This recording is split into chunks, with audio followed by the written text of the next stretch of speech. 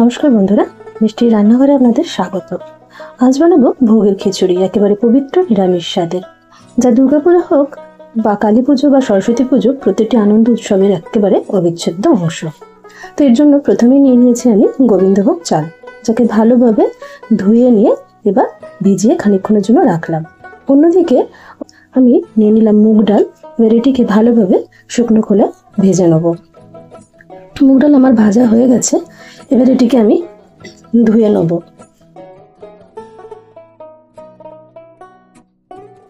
এটিকে ধুয়ে এবার পাশে রেখে দিলাম।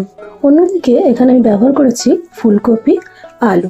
এগুলিকে ভালোভাবে ধুয়ে কেটে নেওয়ার পর এতে আমি নুন হলুদ মাখিয়ে নিচ্ছি।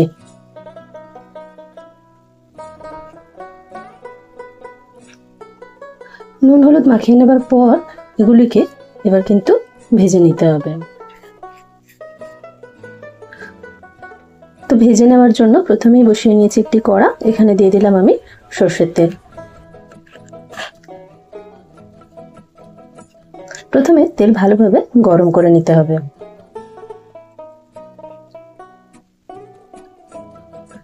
তেল এখানে ভালো মতো গরম হয়ে গেছে। খিচুড়িতে দেওয়ার জন্য আমি নিয়ে নিয়েছি কয়েকটি কাজু আর কিশমিশ, সেগুলিকেই আমি এখানে প্রথমে ভেজে নেব। তো কাজু কিশমিশ ভাজা হয়ে গেছে, এগুলি উঠিয়ে নিলাম। এরপর একে একে আমি প্রথমে ফুলকপিগুলি ভেজে নেব আর তারপর ভেজে নেব আলু। তো প্রথমে এখানে আমি ফুলকপিগুলি ভেজে নিচ্ছি। বাঙালির পুজো মানেই কেবল ফুল, ধূপ, প্রদীপ থাকে না, এর সাথে থাকে রান্নাঘরের গল্প, হাঁড়িতে ফুটতে থাকা ভোগের খিচুড়ি আর ঘরের উষ্ণতা। হোক সে লক্ষ্মী পুজো কিংবা সরস্বতী পুজো কিংবা কালী পুজো বা দুর্গা পুজো। তো যতক্ষণ এখানে কপি ভাজা হচ্ছে ততক্ষণ আমি ওই মশলার পেস্টটিও বানিয়ে নিলাম। কপি আমার এখানে ভালো মতো ভাজা হয়ে গেছে, এবার এগুলি আমি উঠিয়ে নিচ্ছি।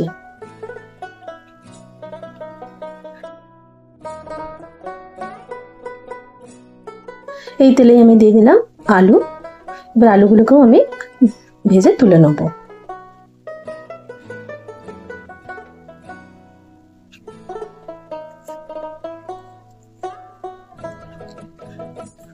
আলু ভাজাও কমপ্লিট, এগুলি উঠিয়ে নিলাম।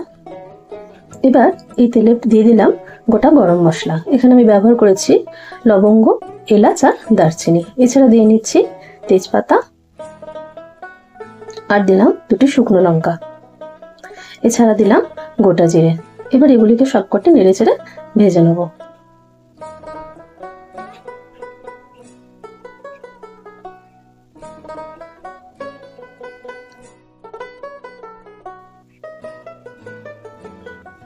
মশলা ভাজা আমার হয়ে গেছে, এর মধ্যে সুন্দর গন্ধ বেরিয়ে গেছে। তো এখানে আমি এই অবস্থায় দিয়ে দিলাম টুকরো করে রাখা টমেটো।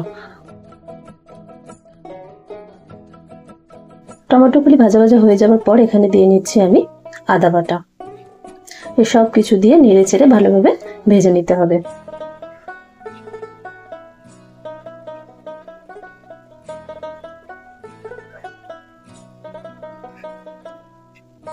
টমেটো, আদা এসবের কাঁচা গন্ধ চলে গেছে এবং টমেটো গলেও গেছে। এই অবস্থায় আমি যে মশলার পেস্ট বানিয়ে রেখেছিলাম সেটি এখানে দিয়ে নিলাম।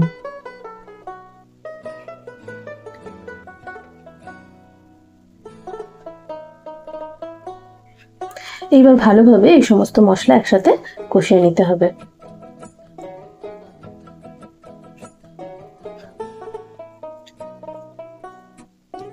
মশলার পেস্টে আমি কি কি মশলা ব্যবহার করেছি তার সম্পূর্ণ বিবরণ আমার ডেসক্রিপশনে দেওয়া থাকবে, বন্ধুরা অবশ্যই একবার সেখান থেকে ঘুরে আসবেন।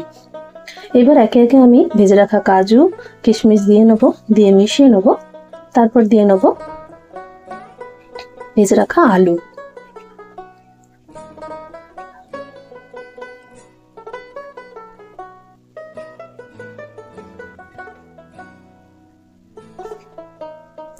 আলুকেও মশলার সাথে ভালোভাবে নেড়েচেড়ে কষিয়ে নেওয়ার পর আমি দিয়ে নিচ্ছি এখানে যে বাকি ভেজে রাখা কপিগুলি আছে সেগুলি।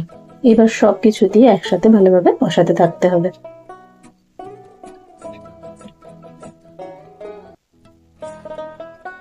ভোগের খিচুড়ি পবিত্র প্রসাদ, এতে পেঁয়াজ রসুন এসব কিছুই থাকে না, কারণ ভোগ মানেই হচ্ছে পরিশুদ্ধ মন আর সরল উপাদান।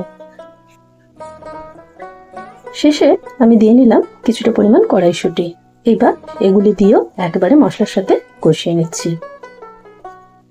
ঘি, ডাল, চাল, সবজি আর ভালোবাসা, এই 5 উপাদানই যেন এই খিচুড়ির পঞ্চপ্রাণ।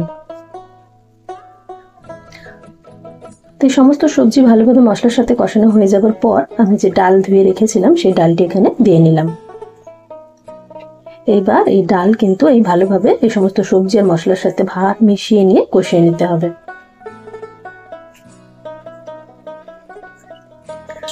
এরপর এর মধ্যে আমি দিয়ে নিলাম ভিজিয়ে রাখা গোবিন্দভোগ চাল।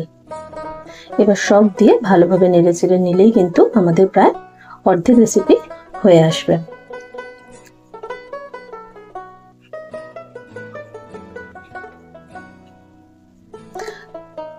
মশলার সাথে চাল, ডাল, সবজি ভালোভাবে কিন্তু নেড়ে চেড়ে এখানে মিশিয়ে নিতে হবে।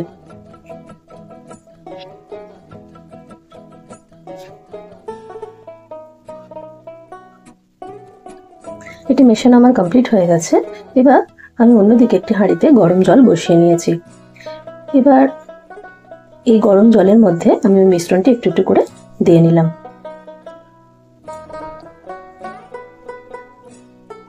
সমস্ত মিশ্রণটি ঢেলে দেওয়ার পরে আমি ভালোভাবে মিশিয়ে নিলাম।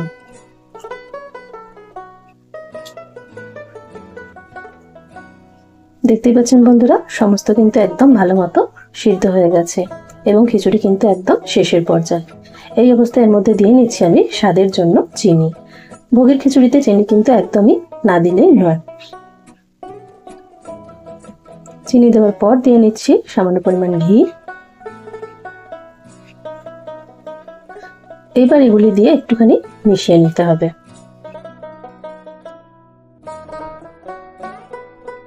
ভোগের খিচুড়ি খাওয়া মানে শুধুই পেট ভরা নয়, এটা আত্মার শান্তি। এই খিচুড়ির প্রতিটি দানায় মিশে থাকে ভক্তি, ভালোবাসা আর পুজোর স্বাদ।